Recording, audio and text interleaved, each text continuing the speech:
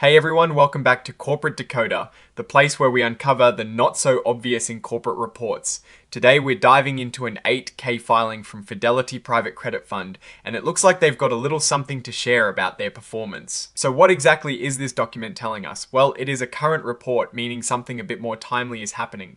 Essentially, they are telling us they've released some information, a fact sheet as of October 2025, and they are incorporating that into this filing. Think of it like a press release, but filed with the official bean counters, the CA. The main event here, dated the 5th of December 2025, is the release of a fact sheet covering how things looked for the Fidelity Private Credit Fund as of October 2025.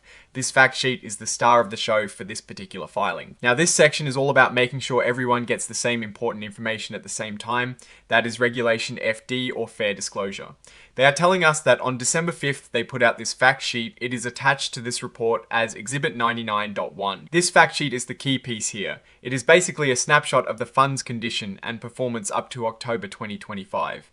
While we do not have the actual fact sheet details in this filing itself, the report tells us it exists and what it is for. This part of the report simply points us to the information about their financial results and condition. And where is that information?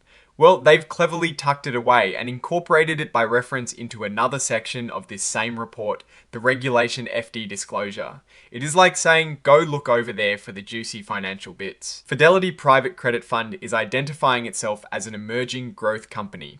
This means they are a newer, smaller company and have certain flexibilities regarding financial reporting rules. Think of it as a bit of a grace period as they get established. For them, it also means they have elected not to use a special extended transition period for adopting new accounting standards, so they are likely staying pretty current with their financial reporting practices. Now, let's put on our investor hats. What does this all mean?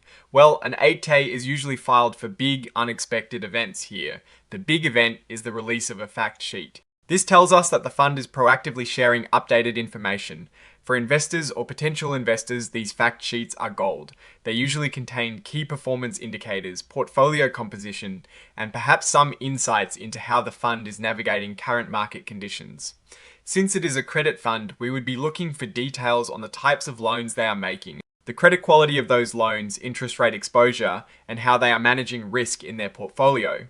The October 2025 snapshot provides a relatively recent look, especially important in volatile markets. The fact that they are filing this under Regulation FD emphasizes transparency, which is generally a good sign. It means they are committed to keeping everyone informed.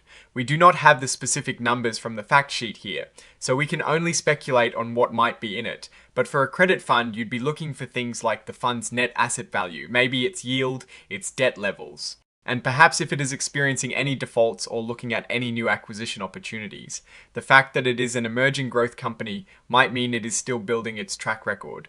This can be an opportunity for higher returns, but it often comes with higher risk. Investors would need to carefully examine that fact sheet for details on their investment strategy, their management team, and their risk mitigation techniques to make an informed decision.